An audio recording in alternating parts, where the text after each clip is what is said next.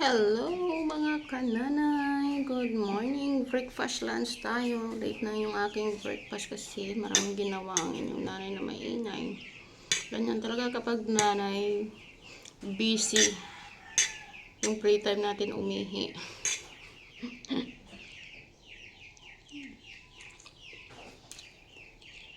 So ito, nabili ko lang siya ng 20 pesos.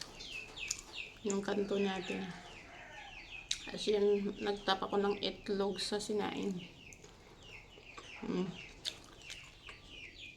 Breakfast hanggang lunch na. Kain mga kananay. Ito, leftover ng mga anak ko. Maraming kagat-kagat.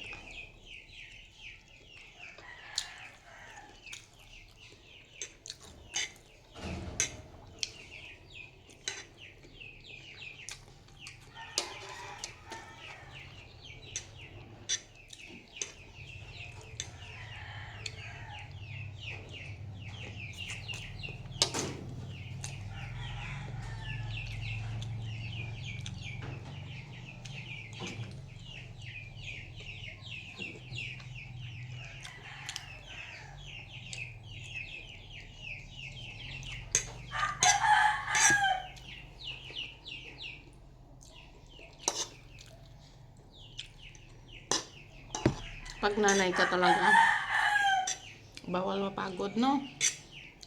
Pili mapagod, magpapahinga. Bawal magreklamo. Wala naman mangyayari mga kanay kapag nagreklamo tayo. Hindi na mabawasan yung ating mga responsibilidad as a nanay. Hindi mabawasan yung ating mga house chores. So, gawin na lang natin. No?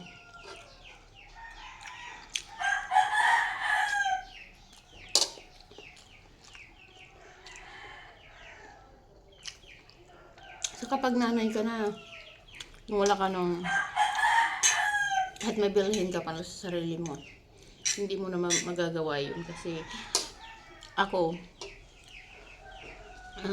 anytime na gusto akong bilhin, ay wag na, ganyan. Kasi para na lang sa mga anak mo, bahala na yung sarili mo. Basta importante okay mga anak mo, nabibigay mo yung pangangailangan nila, lalo na yung pangangailangan nila sa school.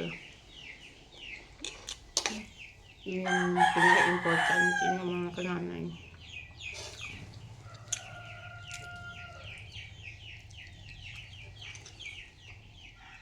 Yung mapuprovide natin yung mga needs nila. Yun yung importante.